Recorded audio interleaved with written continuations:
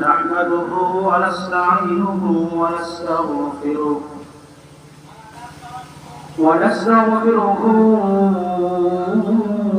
ونؤمن به ونتوكل عليه ونعوذ بالله من شرور أنفسنا ومن سيئات أعمالنا من يهده الله فلا مضل له ومن يضلله فلا هادي له ونشهد أن لا إله إلا الله وحده لا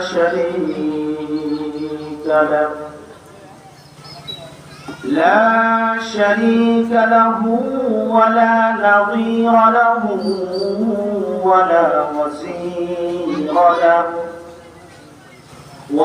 وزير له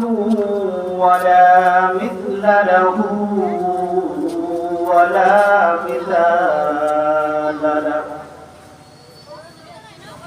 ولا مثال له ولا كفو له ولا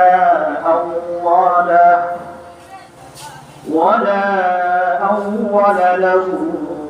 ولا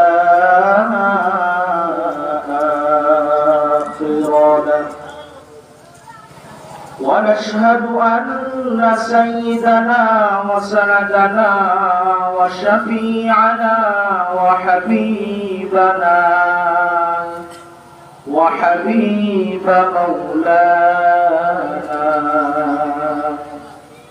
وطبيبنا وطبيب قلوبنا ونسوتنا وأولانا ومولانا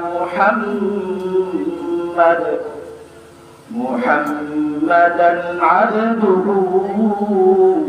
ورسوله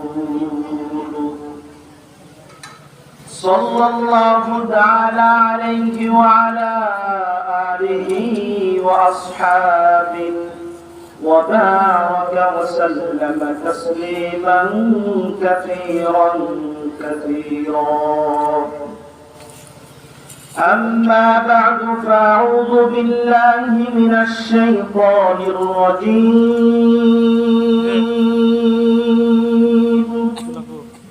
بسم الله الرحمن الرحيم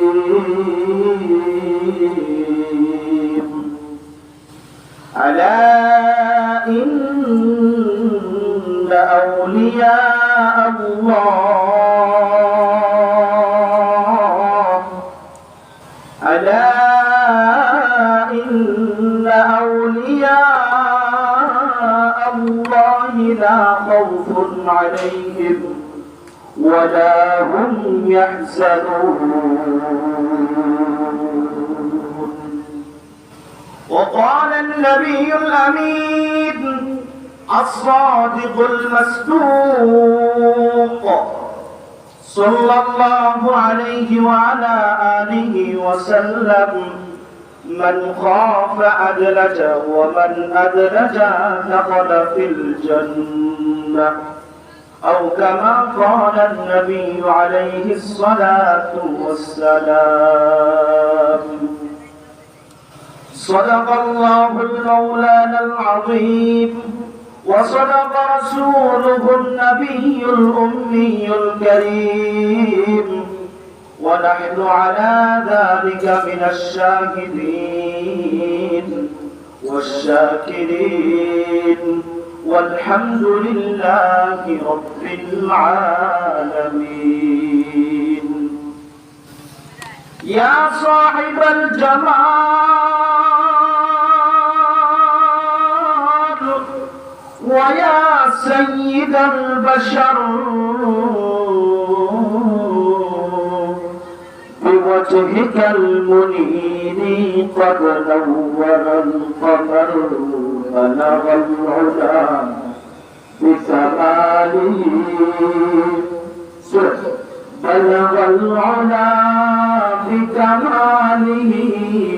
كشف الدجى بجماله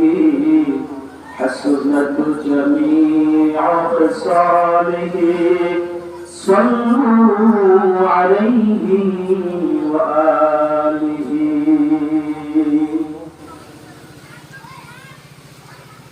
الحمد لله আল্লাহ রাব্বুল আলামিনের দরবারে লাখো কোটি শুকর ও সুজুদ যে মহান রব্বুল আলামিন আমাদেরকে গুরুত্বপূর্ণ একটি মাজলিসে বসার মতো তৌফিক দান করেছেন। সকলেই মনের গহীন থেকে ভক্তির সহিত শ্রদ্ধার সহিত উচ্চ করতে শুকরিয়ার কালিমা পাঠ করি আলহামদুলিল্লাহ। আজ বাইতুল উলুম দৌলতপুর মাদ্রাসার মাশরিক ইসলামী সম্মেলন উত্তর সম্মেলনের সম্মানিত সভাপতি এবং দূর দূরান্ত থেকে আগত হযরত উলামায়ে কিরাম,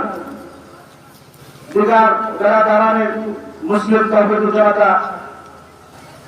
এবং সামনে উপস্থিত আছেন দিন দরদি সাধারণ মুসলিম ভাইরা এবং আমার প্রাণ প্রিয় কলিজার টুকরা তালেবানে উলুমে নবুয়ত ছাত্র ভাইরা, সকলকে আমার মনের গহীন থেকে জানাই সালাম, সকলের আন্তরিক কৃতজ্ঞতা জ্ঞাপন করছি। সম্মানিত উপস্থিতি, আমি আপনাদের সম্মুখে পবিত্র কোরআন মাজিদ থেকে ছোট্ট একটি আয়াত পাঠ করেছি এবং পেয়ারে হাবিব জিগারে মদিনা সরদারে দু আলম সাইয়্যিদুল মুরসালিন খাতামুন নবিয়্যিন আশরাফুল আম্বিয়া হযরত মুহাম্মদ মুস্তাফা সাল্লাল্লাহু আলাইহি ওয়াসাল্লামের অসংখ্য হাদিস সমূহ থেকে ছোট্ট একটি হাদিস পাঠ করেছি।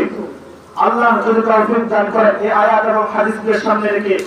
দু একটি কথা বলার চেষ্টা করব ইনশাআল্লাহ। আলোচনা শুরু করার আগে আমার সম্মানিত আমার কলিজার টুকরা দিন দরদি যুবক ভাইরা, পিতৃতুল্য বৃদ্ধ বাবারা, যারা আমার আওয়াজ শুনতে পাচ্ছেন, যারা আজকে এই বার্ষিক ইসলামী সম্মেলনে শামিল হওয়ার জন্য বাড়ি থেকে বের হয়েছেন, আল্লাহর হস্তে মেহেরবানি করে আপনারা এদের শরীর দাঁড়িয়ে না থেকে দোকানপাটে গল্প গুজব না করে চলে আসুন। আসুন ভাইরা, আমার প্রিয় ভাইরা, আসুন আমরা কিছু দিন কথাবার্তা শুনি, যে কথাবার্তাগুলো আমাদের ইহকালীন জীবনে কাজে আসবে এবং পরকালীন জীবনে কাজে আসবে। তো সম্মানিত উপস্থিতি, আল্লাহ সুবহানাহু ওয়া তাআলা পৃথিবীতে মানুষ সৃষ্টি করেছেন, সাথে সাথে আরো কিছু প্রাণী সৃষ্টি করেছেন। আল্লাহ তাআলা দুনিয়াতে মানুষ সৃষ্টি করেছেন, সাথে সাথে আরো কিছু জীব সৃষ্টি করেছেন। কথা বলো ঠিক কিনা? আল্লাহ তাআলা যতগুলো প্রাণী সৃষ্টি করেছেন, আমরা দু চক্ষু দিয়ে যাদের